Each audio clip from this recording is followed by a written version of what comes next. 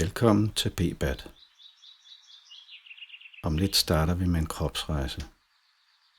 Inden kropsrejsen, så brug et øjeblik på at få dig placeret, så din krop kan hvile så godt som muligt, og du ikke skal bruge unødig energi på at være i den stilling, du nu er. Husk, at du til enhver tid kan skifte stilling eller bevæge dig, hvis du har behov for det. Brug eventuelt noget at ligge under dine knæ for at aflaste din lænd, hvis du har problemer der. Øjnene kan være åbne eller lukket. Hvordan du nu lige har det bedst. Formålet med kropsrejsen er primært at mærke det, der er. På godt og ondt. Målet er ikke i sig selv, at du skal opnå noget, eller at du skal slappe specielt meget af, men det kan måske hjælpe dig til at være mere til stede og mærke din krop, hvis du har en følelse af at være nogenlunde afslappet. Inden vi starter på kropsrejsen, så prøv lige at mærke igen, om du nu også ligger godt. Og korriger gerne, hvis du føler, at din krop har brug for det. Mærk, om du nu ligger med en følelse af, det er dejligt for lov at ligge ned. Eller om tanken om at ligge ned i noget tid faktisk trigger en uro i dig.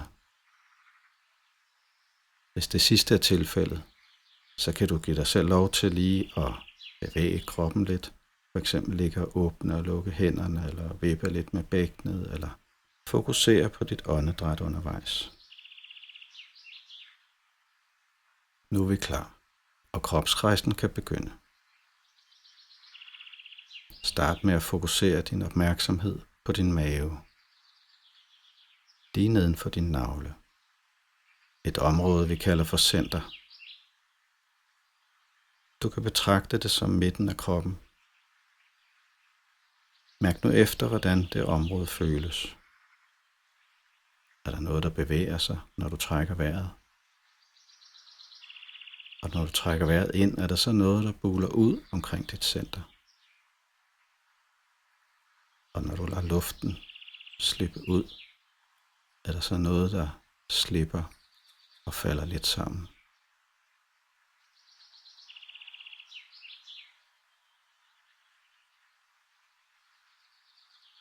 Nogle gange kan kroppen have en historie om, at der er områder, der skal passes på. Og vi kan derfor spænde i disse områder og holde den spænding, uden at vi ved det. Så prøv, om du kan mærke bevægelse, eller om der er en holdthed, en passen på omkring dit center.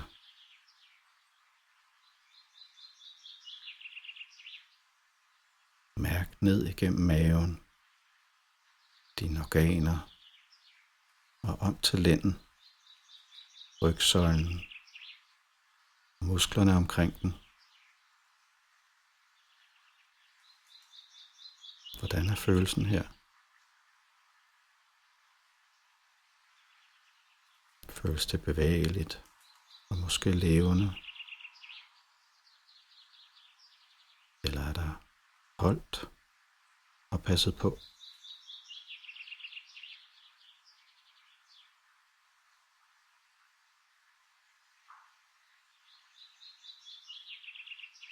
Flyt nu på samme måde opmærksomheden ned til bækkenet.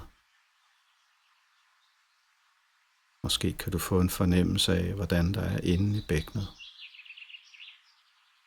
Mærk det nederste af maven, din bækkenbund, dine hoftebøjer,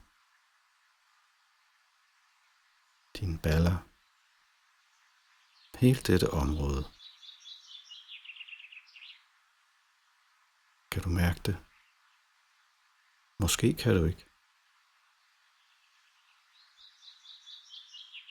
Er der en følelse af bevægelighed og liv? Eller måske mere holdthed? Noget, der skal passes på?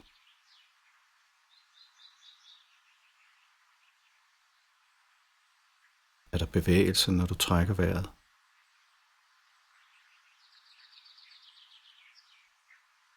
Hvis din krop har en historie med, at området skal passes på, så vil det måske være mindre bevægeligt, og hvis ikke, så kan det være lidt lettere at mærke.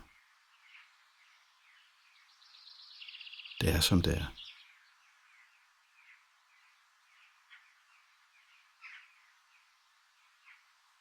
Flyt nu opmærksomheden ned på lårene. Mærk, at der er muskler, som samler benene. De kan være stramme. Og nogle gange så passer de så meget på, at de er svært ved at slippe. Også selvom du bare ligger roligt og egentlig ikke skal bruge dem.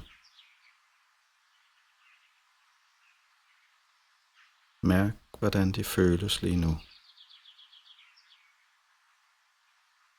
Og lad dem være, som de er.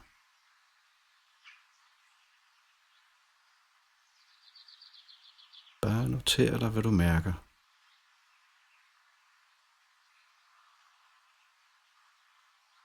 På samme måde mærk musklerne på ydersiden af lårene. De er afslappet. Eller passer de på?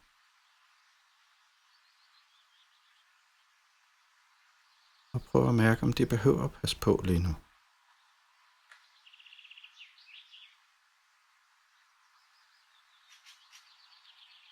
Det er som det er. Og det her, det er bare en øvelse i at mærke det, der er.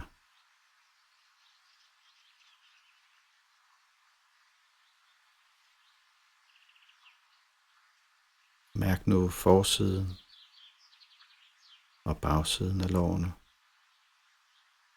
For spænding og passen på.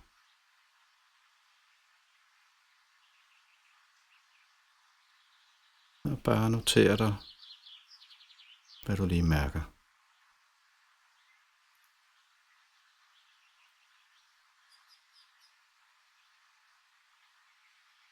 Gå nu til knæene. Knæet er et led, som styres af mange muskler og bindevæv. Hvordan er din følelse omkring knæet i begge sider? Kan du mærke forskel på de to sider? I forhold til spænding, i forhold til plads inde i knæet. Måske smerte, måske kulde eller varme. Hvad mærker du?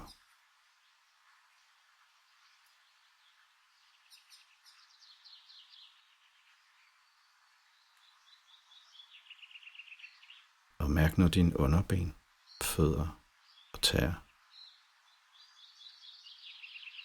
Kan du mærke underlaget, de hviler imod?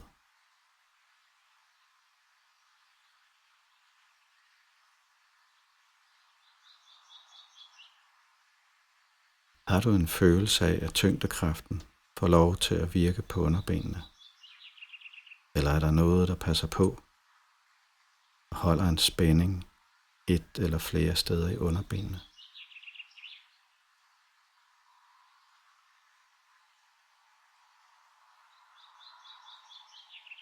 Mærk nu fra livet og ned hele din underkrop.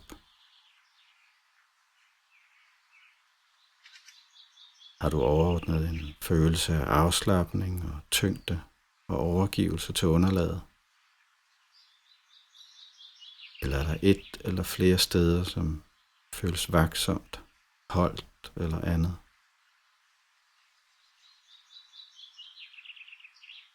Det er som det er.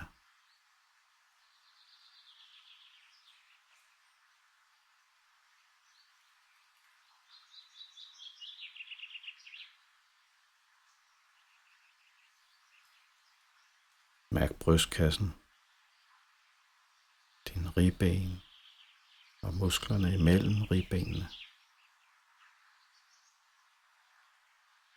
Prøv bare at betragte det, som om du kunne se det udefra, uden at ændre noget.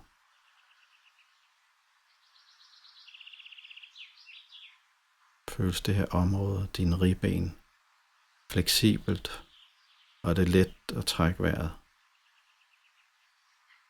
Eller kan brystkassen føles holdt og ikke så bevægelig. Måske spændt og smertefuld endda.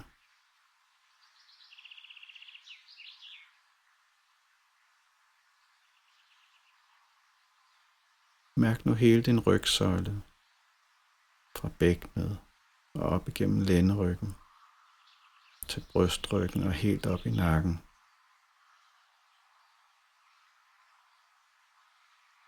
Er det en glad og fri rygsøjle, eller føles den tung, spændt, stiv, belastet? Er der steder, der føles stærkere end andre? Er der steder, der føles mere sårbare? Det er som det er. Og husk, at uanset hvad du måtte føle, om det er styrke eller ubehag, så er rygsøjlen en meget stærk struktur, som måske kan give smerte, men den går ikke i stykker.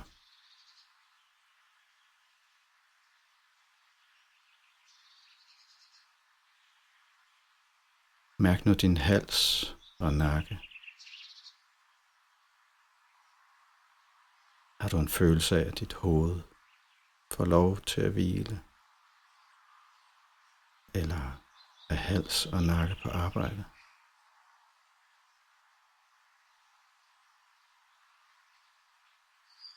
Når du trækker vejret, er der så plads inde i halsen? Eller er der noget, der lukker lidt, så det kan være svært at trække vejret frit?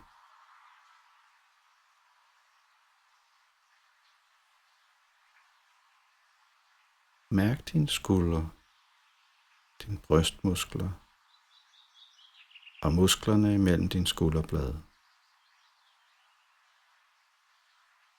Føles de anspændte, eller har du en følelse af, at de kan overgive sig til underlaget?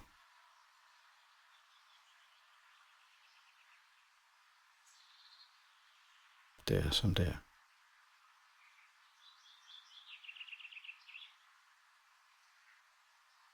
Mærk nu hele din krop fra toppen af hovedet helt ud til tæerne. Hvad mærker du nu? Er der områder, der er svære at mærke? Er der områder, der føles rolige og afslappet?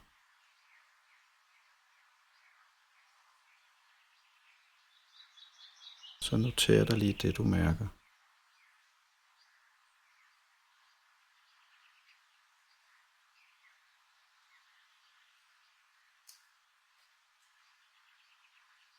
Kropsrejsen er forbi.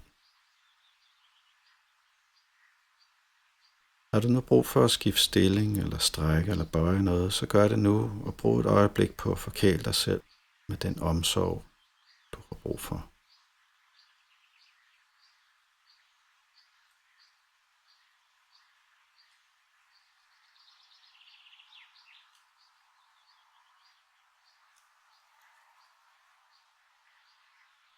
Inden den næste øvelse vil jeg invitere dig til at komme ned og ligge fladt på gulvet. Så lad dine ben ligge uden understøttelse.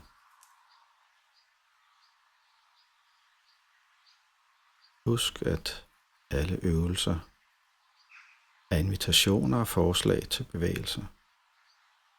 Husk, at du altid er den, der ved bedst, hvad der er det rigtige for dig.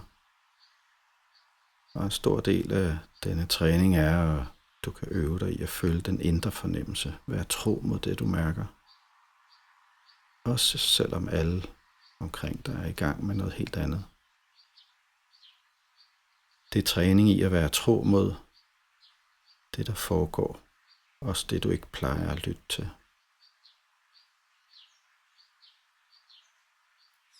Så mærk, om det er okay at ligge ned med benene strakte og armene ned langs siden.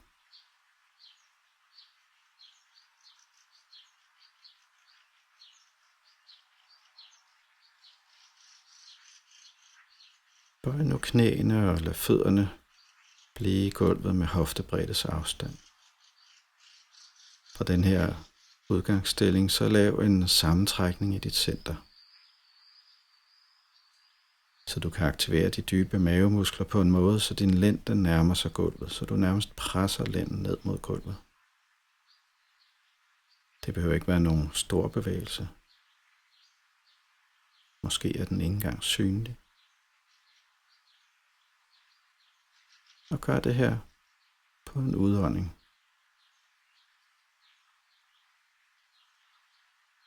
Giv nu slip og lad lænden hæve sig, så den får et lille svej. Og samtidig så åbner brystkassen op, og her kan du tillade en indånding.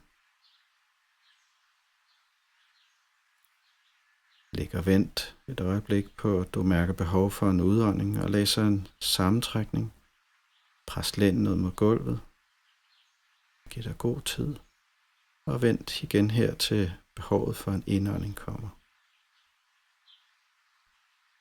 Slip spænding i maven og lænden, og lad brystkassen trække luften ind. Find dit eget tempo,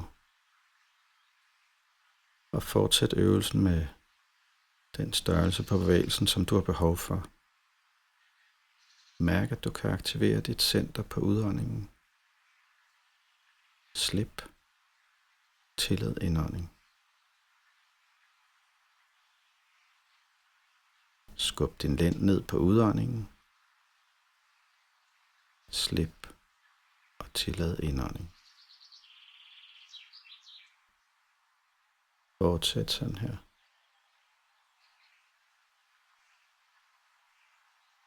Lad det være en øvelse i at lytte til, hvornår du har behov for at trække vejret ind, og hvornår du har behov for at puste ud. Lad kroppen følge den rytme.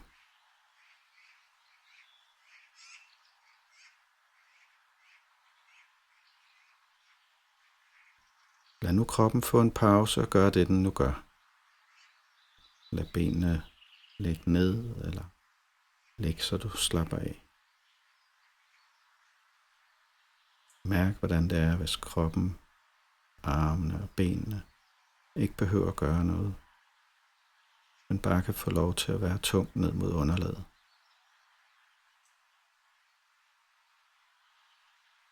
Mærk, om det giver dig ro, ikke at skulle noget, eller om det giver dig uro.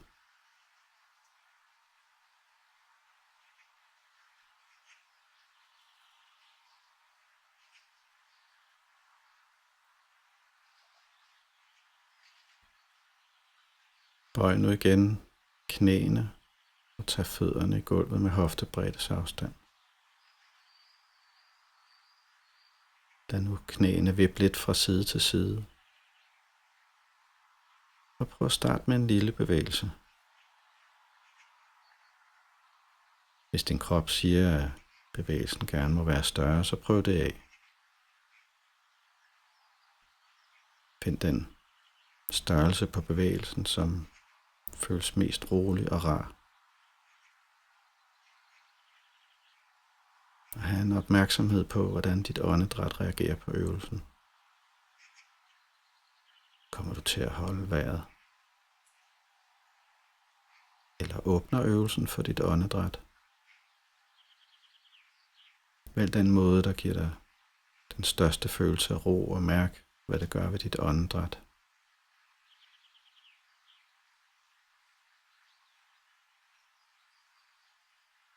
Fortsæt lidt i dit eget tempo. Og flyt samtidig opmærksomheden ned på din lænd, dit bækken, dine dybe mavemuskler.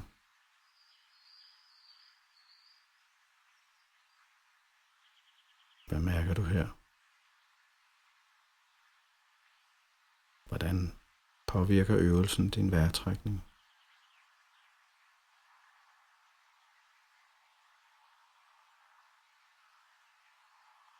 Find nu en afslutning på øvelsen og Hvis det føles okay, så lad benene komme ned og ligge, og lad kroppen få lov til ikke at skulle noget. Mærk, hvordan det er for kroppen at få lov bare at ligge. Er det muligt for kroppen at bare overgive sig til tyngdekraften?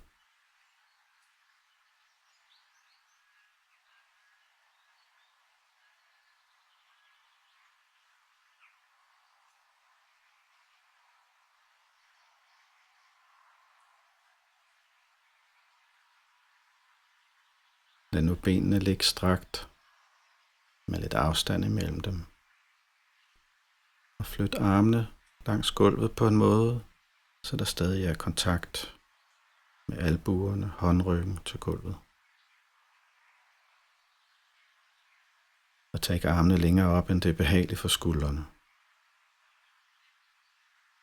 På en udånding, så lav en sammentrækning i dit center, så din lænd nærmer sig gulvet. Slip den her sammentrækning og tillad indånding.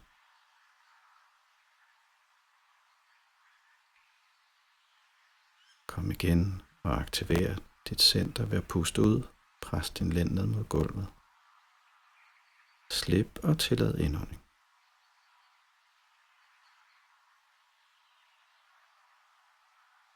Aktiver nu dit center på en udånding og stræk højre arm og venstre ben ud igennem hælen.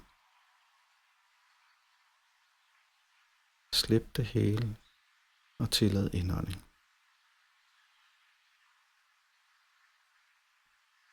Skift, så du nu aktiverer dit center, og på en udånding, så strækker du venstre arm og højre ben gennem hælen. Slip det hele og tillad indånding. Skift imellem højre og venstre side i dit eget tempo.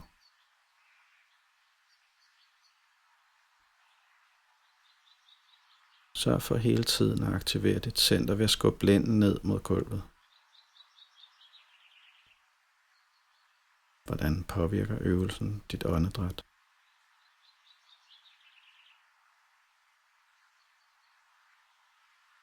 Skub nu ned igen og stræk højre arm og venstre ben. Slip det hele. Tillad indånding. Skift. Stræk venstre arm og højre ben.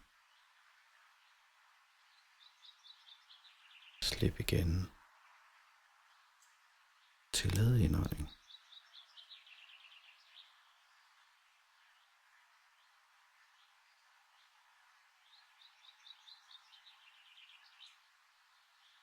Find nu en afslutning på øvelsen, og lad armene og benene få lov til at komme ned og ligge afslappet.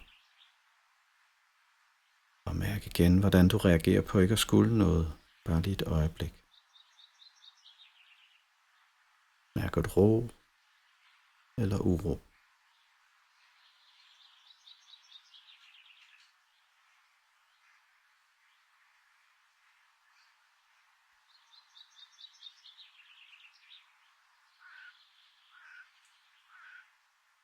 Om lidt så skal vi fortsætte med en siddende øvelse. Giv dig lige lidt tid til at mærke dine behov og mulighed for at være tro mod dem. Så i dit eget tempo, så kom op og sid. Sørg for, at du har din sjæl med. Så mærk lige, hvilket tempo du skal op og sidde i.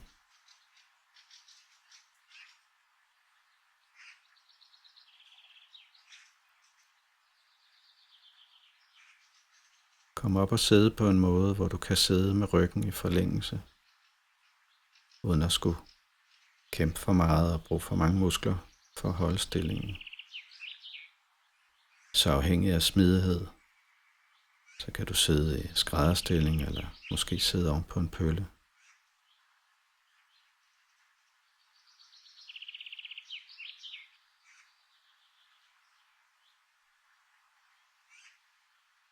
Start med lige at etablere dit fundament. Mærk underlaget under dine fødder og ben. Mærk dine sædeknogler mod underlaget.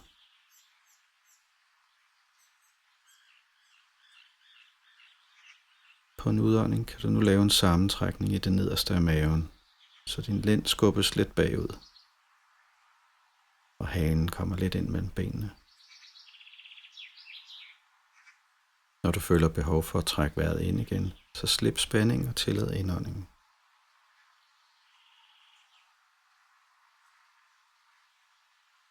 Fortsæt sådan i dit eget tempo, hvor du lader øvelsen følge din vejrtrækning. Hvor du lytter efter, hvornår du har brug for at puste ud, og hvornår du har brug for at trække vejret ind. Så lav igen en sammentrækning i maven, hvor lænden skubbes bagud på udåndingen. Slip spændingen, tillad indånding.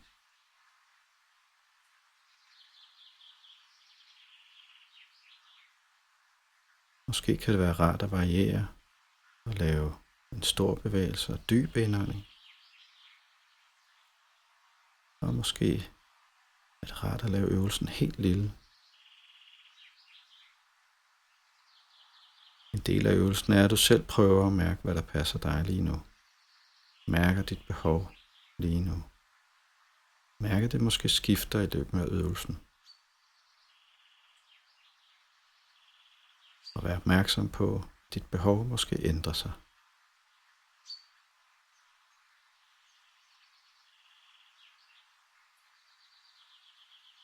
Find en afslutning på øvelsen. Og forbered dig nu på dit eget tempo og komme op og stå.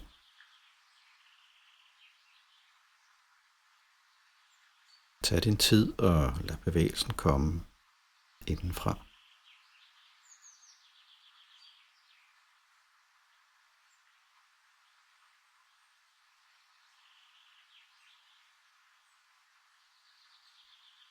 Kom nu op og stå med hoftebreddes afstand mellem fødderne. Lad fødderne få lov til nærmest at synke ned i underlaget. Lad vægten skifte lidt rundt, så du mærker alle dele af foden. Og lad nu vægten skifte fra side til side.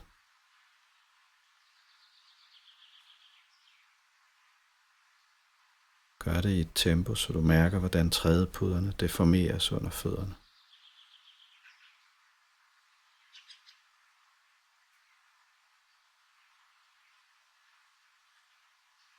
Gør det så langsomt, at du kan mærke, at når vægten skiftes fra den ene fod til den anden fod, så kan du mærke, hvordan trædepuderne under første fod udvides og trykket letter. På samme måde tilbage igen. Så noter dig, hvordan trædepuden trykkes flad igen, efterhånden som foden modtager vægten. Flyt hele din opmærksomhed ned under fødderne. Se om du udelukkende kan mærke og holde dit fokus under fødderne.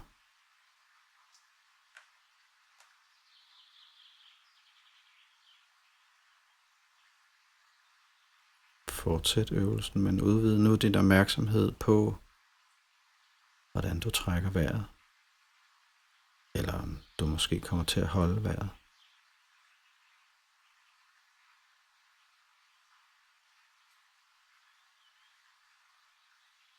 Måske kommer dine tanker til at vandre over på noget andet. Prøv så at lade dem flyve væk for en stund og vende tilbage. Meget konkret til at sanse, hvad der sker under fødderne. Nogle dage kan det være lettere at fordybe sig, koncentrere sig. Andre sværere. Det er som det er.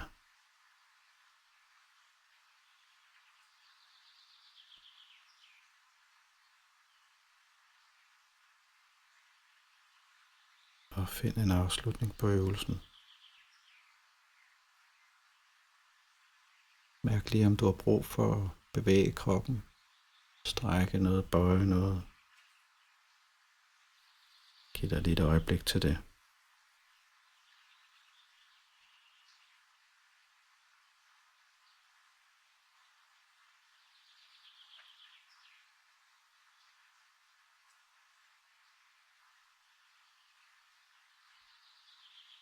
Stil dig nu med hoftebreddes afstand imellem fødderne.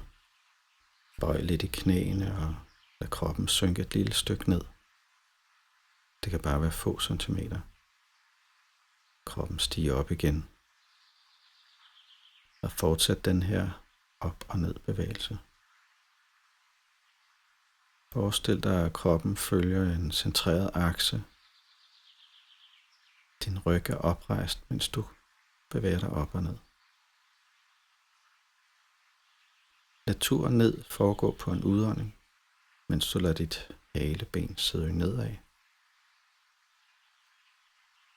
Og lad lænden rette sig lidt ud der.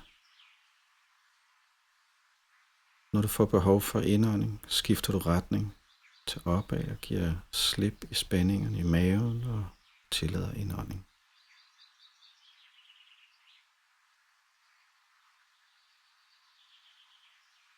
Fortsæt på den her måde, hvor du følger din vejrtrækning.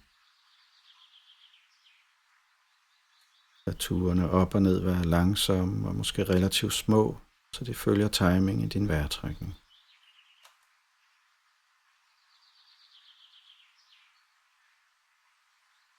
Se om du kan finde en rytme, der føles harmonisk og ubesværet.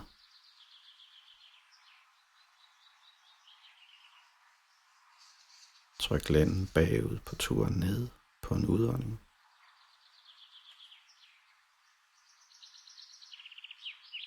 Slip spændingen, kom op på en indånding.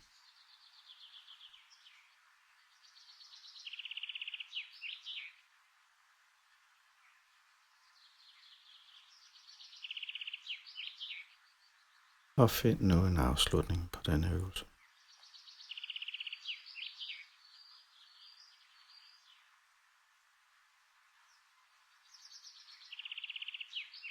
Bevæg lige kroppen lidt, hvis du har behov for det. Stil dig nu med hoftebreddes afstand mellem fødderne. Lad overkroppen rotere fra side til side. Start småt. Og mærk, hvad ryg og skuldre er okay med. Se, om det kan være okay at lade armene hænge helt afslappet ned. Bare lad kroppen rotere. Mærk, hvordan det føles i din ryg, mens du roterer. Måske der er steder, der er stive eller ømme. Se, om du kan tillade bevægelserne disse steder.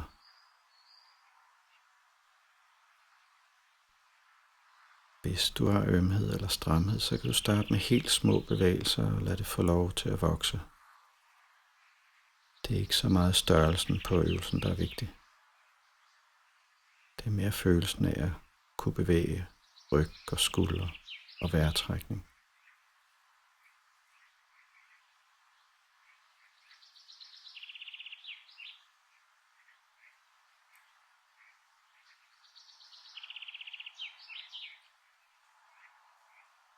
Fortsæt lidt endnu.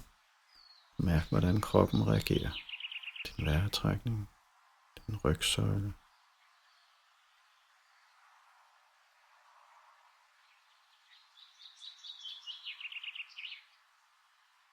Find en afslutning på øvelsen og bliv stående lidt. Prøv at holde fokus inde i din krop lidt endnu. Hvordan føles der inde i dig?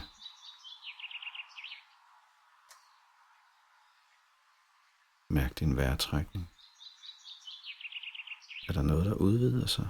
Er der noget, der trækker sig sammen?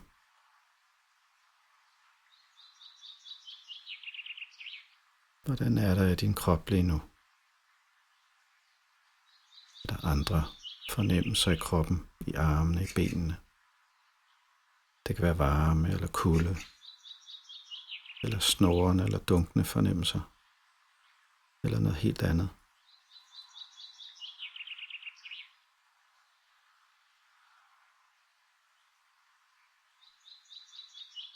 Slut træningen af med lige at bevæge kroppen, ryste dig eller strække dig efter behov.